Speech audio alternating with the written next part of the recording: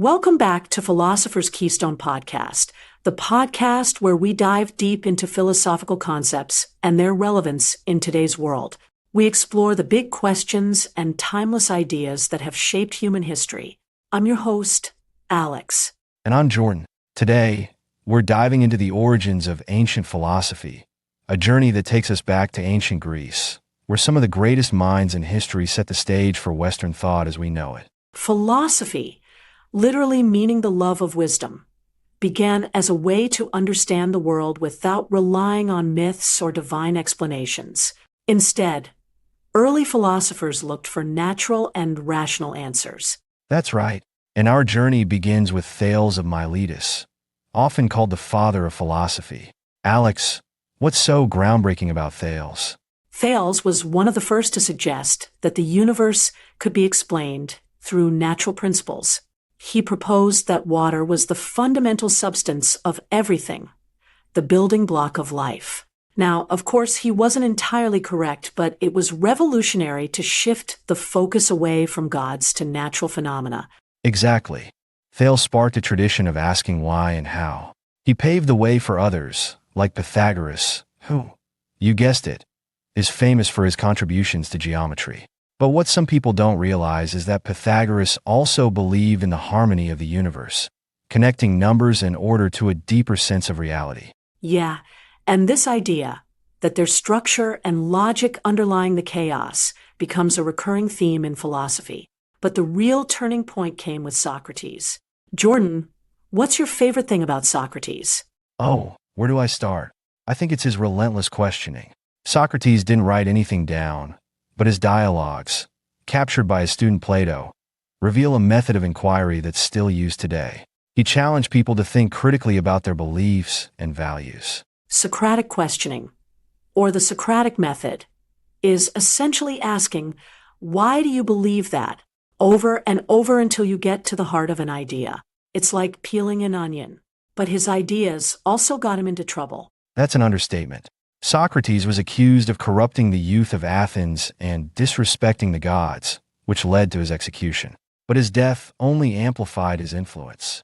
Plato picked up where Socrates left off, founding the academy and formalizing many of his mentor's ideas.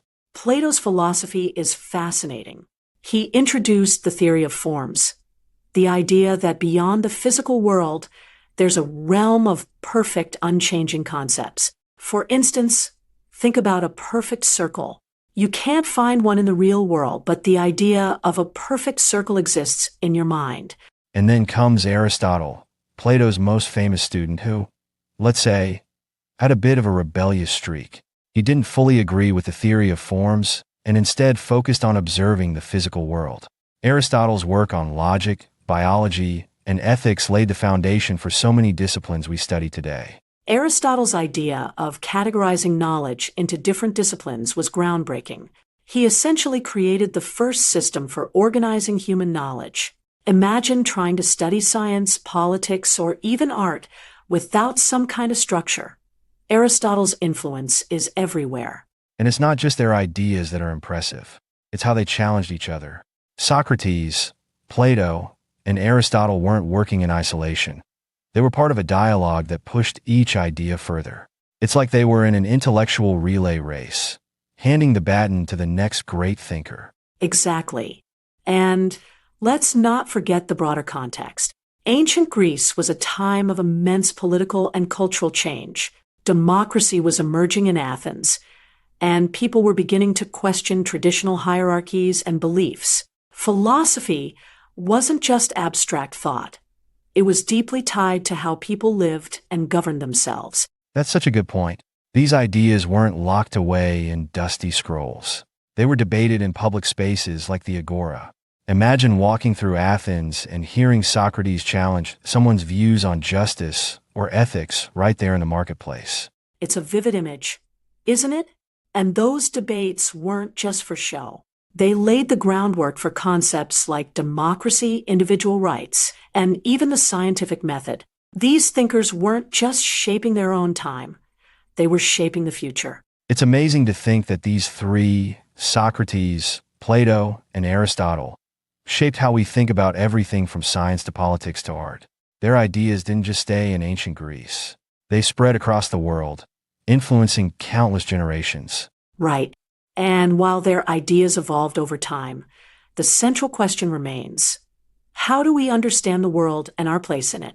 Ancient philosophy is more than history. It's the foundation of critical thinking and the pursuit of wisdom. And that's what makes it so exciting to explore. Before we wrap up, here's a question for our listeners. What's one ancient philosophical idea that you think still resonates today? Let us know in the comments. And as the ancient philosophers taught us, the search for wisdom thrives through dialogue and shared ideas. So, join the conversation. Share your thoughts in the comments. Who's your favorite ancient philosopher, and how do their ideas inspire you? If you found value in today's journey through philosophy, like this video, share it with a fellow thinker, and subscribe to the Philosopher's Keystone channel for more timeless wisdom. Together, let's keep the spirit of inquiry alive. Thanks for listening to Philosopher's Keystone Podcast. Until next time, stay curious and keep questioning.